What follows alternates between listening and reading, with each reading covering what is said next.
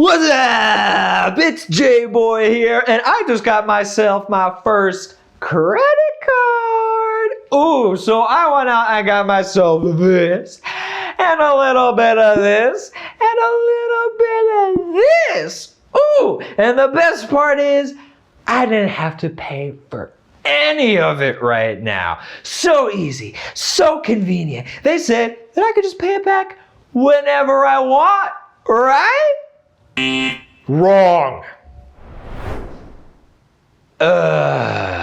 In this video, we're gonna find out what credit actually is, and then go over some of the topics we'll be learning in your upcoming unit on credit. And trust me, once you learn all this stuff, you will have a great understanding of why I had such a big misunderstanding on credit. Let's get into it.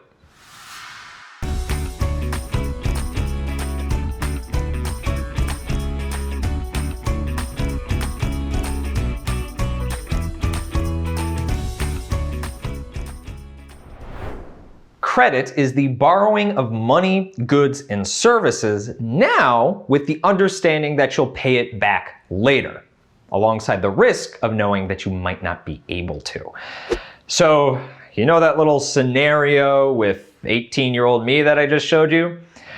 Well, apparently, credit is not free money, and you do have to pay it back within a certain amount of time to avoid paying more than what you originally borrowed. In my case, that time was 1 month. I did not have that kind of money, so my dad had to help me pay for some of it, and he just made me return the rest of it. Ugh. Now I know that credit helps get you the money and goods that you need now with the agreement that you will actually pay it back later. And by later, I don't mean, oh, when I can, when I get to it, when I feel like it. No, later as in an agreed upon date. Sometimes your agreement will require you to only pay back that original amount that you borrowed. This original amount is called the principal. But other times, say if you didn't pay all the money back in time, or if you've just borrowed a large amount of money that you're paying back over a longer period of time, you are also going to have to pay interest. This is basically a charge from the lender for borrowing their money, or for not paying it back on time. And it's usually a percentage of the amount you originally borrowed. Now, if used correctly, credit can be a very useful tool for helping you get the things you need, even though you can't necessarily pay for them now. And it is used under the assumption that you will be able to pay it back in the allotted time frame. But notice that I am saying if used correctly. That's because it is very easy to get carried away with borrowing money through credit. And that could spiral into something that could be really hard to get out of.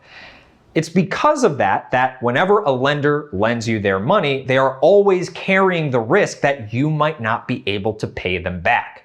Which is why lenders always want to know as much as they can about their borrowers.